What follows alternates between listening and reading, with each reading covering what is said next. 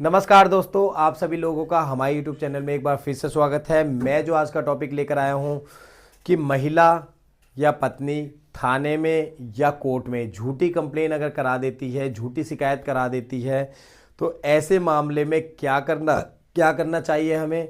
और ऐसे मामले जो है आजकल बहुत ज़्यादा देखे जा रहे हैं कि कोई भी झूठी मान लो पत्नी है या महिला थाने में कंप्लेन करा देती है, लेकिन इन ऐसे मामलों में जो है पति या उसके घर वालों को क्या क्या कदम उठाने चाहिए जिससे वो अपने घर वालों को भी बचाव कर सकता है और अपना भी बचाव कर सकता है, क्या बातों को ध्यान देना है।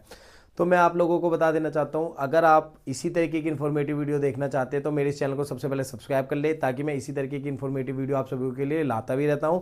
और बहुत सारी मैंने ऐसी वीडियो डाली भी हुई है जिसको आप जाके देख भी सकते हैं, जो इसी तरीके के मैटर से रिलेटेड है।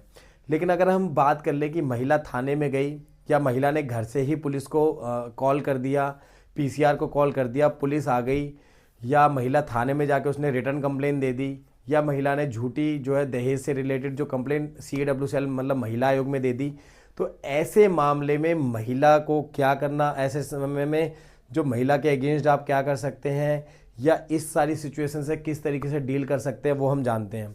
सबसे पहले अगर कभी भी महिला थाने में कंप्लेन देते हैं तो थाने में पुलिस आपको बुलाती है। आपको ऐसा नहीं कि नहीं जाना चाहिए, जाना चाहिए। वहाँ पर जाने के बाद आपको अपना सारा पक्ष रखना चाहिए। अगर आपका सारा पक्ष एकदम सही होता तो पुलिस कुछ नहीं कर सकती, क्योंकि पुलिस ऐसे केस में अरेस्ट नहीं कर सकती। अगर कोई भी आपने फिजिकल कुछ भी चीज़ ना करी हो तो वो आपको अरेस्ट नहीं करेगी, बातचीत इंक्वायरी करके छोड़ देगी। इन केस अगर लड़की ने महिला आयोग में कोई कंप्लेन कर दी है जहाँ दहेज से रिलेटेड मामले होते हैं, तो ऐसे मामले में क्या होगा कि लड़की और लड़के दोनों को बुलाया जाएगा। वहाँ पर उनकी 2-3 डेट्स लगेंगी, दोनों की बातों को सुना जाएगा कि किस में सच्चाई है, किसके पास क्या एविडेंस है, सारी चीज़ें देखी जाएंगी। यहाँ पर क्या गलती करते हैं जो लड़के या पति, क्या गलती करते हैं कि कभी भी थाने से कॉल आता तो डर जाते हैं, वहाँ जाते नहीं हैं, या महिला आयोग से कॉल आता है डर जाते हैं, वहाँ जाते नहीं। तो ऐसे मामले में फिर देखो, आपके खिलाफ कोई कंप्लेन हुई, अगर आप वहाँ इन मामलों में नहीं जा रहे तो ऐसे मामले में देखो अब क्या हो चुका है, डायरेक्ट अरेस्ट नहीं होता। आपको डरना नहीं है, डायरेक्ट अरेस्ट नहीं होता, आपको वहाँ जाना है। अगर आप खुद जा सकते हैं ठीक है, वरना आप अपने साथ किसी वकील साहब को भी लेकर जा सकते हैं। अगर आप उन्हें हायर करते हैं तो उन्हें भी ले जा सकते हैं, लेकिन मोस्टली केस में आपको खुद जाना चाहिए। अगर कोई ऐसा, अगर आप पढ़े लिखे हैं तो कोई दिक्कत की बात नहीं है।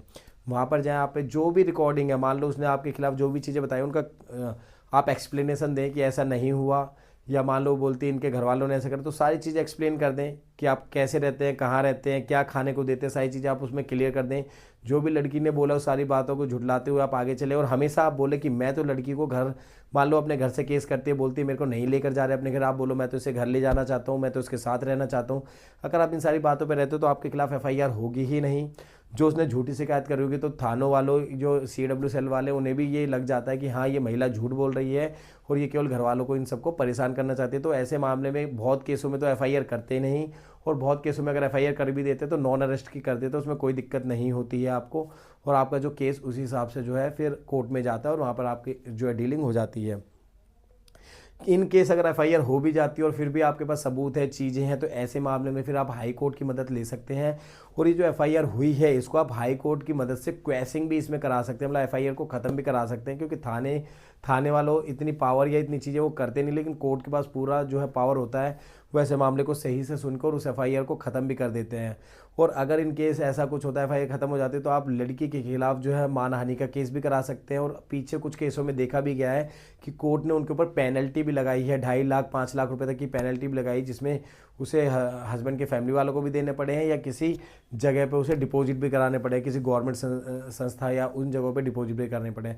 तो आपको बिल्कुल डरना नहीं। अगर आपकी गलती नहीं है तो कानून आपके साथ ही रहेगा। ऐसा नहीं कि महिलाओं के फेवर में ही है, अगर आपके पास सारी चीज़ें हैं तो आपके फेवर में रहेगा।